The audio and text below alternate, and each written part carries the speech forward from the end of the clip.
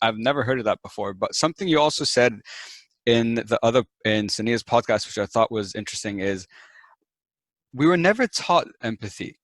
Empathy, like growing up, it should. And the way I was thinking about it, if it's a skill set and it's a choice, and you can take like it could be a curriculum, for example.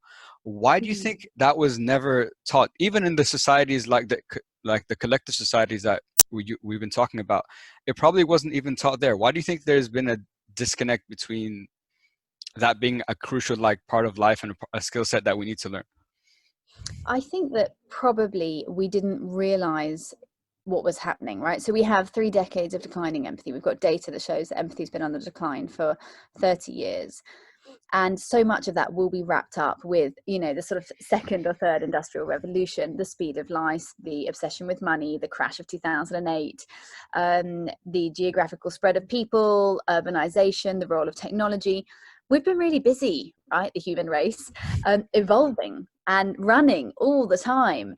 And I think we didn't notice. I think we, for a very long time, and I think 2020 has proven this, we were seeing the symptoms, right, of this detached and disconnected society, and the things going on around the world from a health point of view, an emotional wellness point of view, a disconnectivity point of view, cyberbullying, anxiety, all of these things, they're kind of bubbling, but only now are people starting to say, oh, hang on, there's probably a bigger picture here.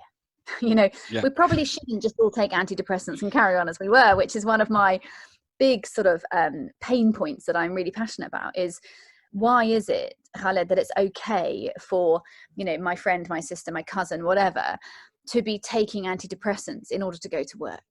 Like, when did it become normal to medicate ourselves in order to spend 5/7 of our life, which is what we spend in the office or in a role? Those things, I think they just crept up on us. So it's silly, actually, that we should have to teach it, because evolution gave it to us. It was a gift. It's in our brains. We should be able to use it. But again, back to those enemies of empathy and the speed of change. And as I said, we've been very busy, the human race. I think it crept up on us. And I think now we're realizing that there is a bigger picture, and that we need to recalibrate. And of all the negative things that COVID has created, I think one of the positives is this Yeah. conversation has a renewed sense of energy, and people are really interested in this conversation. Yeah, that's really interesting that you said, because I wasn't aware that for the last 30 years, empathy's actually been declining. Because Yeah. I would say in the last few years, because I'm trying to relate it to like the mental health and meditation and well-being space. So 10 years ago, let's say, no one in the world probably was talking about meditation, about wellness, both in their personal lives and in corporate. Now, there's a huge push for that, for mental health and well-being and so on. So do you think empathy is now coming in, and that's going to be the next, I guess, the big push for the next few years, or like for the future? I think so. I keep talking in sort of my keynotes and stuff recently about, is empathy the word of 2021? And I think possibly it is. Now it's easy because I spend my life in empathy, so my vision is quite tunnel vision. But yes, I mean, there is now Google. I saw great data this week. I shared it on my Instagram. Great data from Google search analytics that shows that the search for empathy and empathy related content has gone up 6-fold since 2010. I think it was 2008, 2010. So, the behavior online is changing. People are looking for empathy. They're searching for empathy content. The media has changed for sure. As you said, I mentioned it on Sania's podcast. This time last year, you would be hard pushed to find the word empathy in any magazine or podcast or whatever. And now probably you'll find my name with it if you find it, because I've been busy, but it is out there. I get media requests. I've been on, NBC and HBR and really Entrepreneur and Vogue and all these crazy publications that I could never have imagined were going to ask me to write for them, because there is a change. So is it going to be the word for 2021? I think for sure it's going to be up there in the top few. Yeah, no, I think I would agree with you. I actually recently had someone on the podcast. His name is Ali Salama, and he's a mental health advocate, and he has a podcast called Empathy Wins. So I was like, okay. I asked him on the podcast, and I'm curious to hear what you would say. Is there a limit to empathy? Do you understand what I mean? Is there a limit to how much compassion and understanding can I give you before I have to make a certain decision and so on? Do you know? What do you think? Mhm. And I know the question. I think, firstly, empathy and compassion are different things. So I think Okay. there is definitely a limit to compassion, right? Compassion is sympathy, basically, slightly different, but more or less, compassion, sympathy, pity, that's one sort of set of emotions. And there is a limit to that. You cannot sympathize, because let's be honest, normally when you're feeling compassion, sympathy, or pity, you're sad, or some level of sad. That is a sad emotion. And there is definitely a limit to that. You cannot feel pity forever, for them or for you. Yeah. That's sustainable. Empathy, no, I don't think there is a limit. I think we have to have boundaries, right? You can't go around and empathize. I try, by the way, but you can't go around and empathize with every single person all day, every day. You have to have some levels of boundaries, and of course do your own things in the world, right? You have to make your own momentum and progress. And I think people often ask me about, and I think this is sort of linked to your question, is empathy related to burnout? If I empathize too much, will I burn out? Well, again, lots of data going on to sort of work out the answer to that. But the data I enjoy most is from the healthcare sector. And it shows that actually when burnout goes up, empathy goes down, not the other way around. So empathizing more, understanding human beings doesn't make us burn out.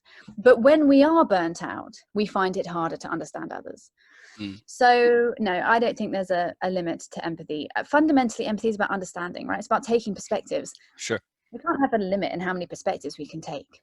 That's just about being human. Yeah. And actually, I think you mentioned a very good point that I guess in my perception of it was wrong, that I associated empathy with compassion. I thought the ability to be empathetic is also the ability to be compassionate. But you made a good point that that is not a negative emotion, but it's a sad emotion. And empathy is a completely, it It's sounds mutual. similar, but it's not. Yeah, exactly. It's mutual. And one thing you said that was really interesting is the concept of we have to have boundaries, right? So let's say I'm a person, I want to be empathetic. How do I start setting those boundaries? Because I think that's something that's a lot of people might struggle with.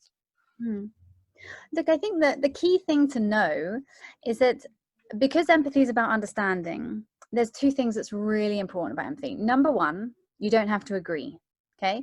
To empathize is not to agree. I can understand somebody and relate to them and understand their context and perspective, stand in their shoes without agreeing with what they stand for or what they're saying. Number two, empathy is judgmentless. There's no judgment in empathy. We are seeking to understand, not to judge or agree. So I think when you're creating your boundaries, knowing those two things is really helpful, because it allows you to create your box. I want to understand this person. I want to lean in. Maybe it's your boss. Why is my boss behaving like that? Why are they so X today? Why are they responding to me like that? Why are they emailing me like this? Really seeking to understand. And actually, if you read any of Steve Covey's work and The 7 Skills of Highly Effective People, 20 years old, but still utterly excellent book.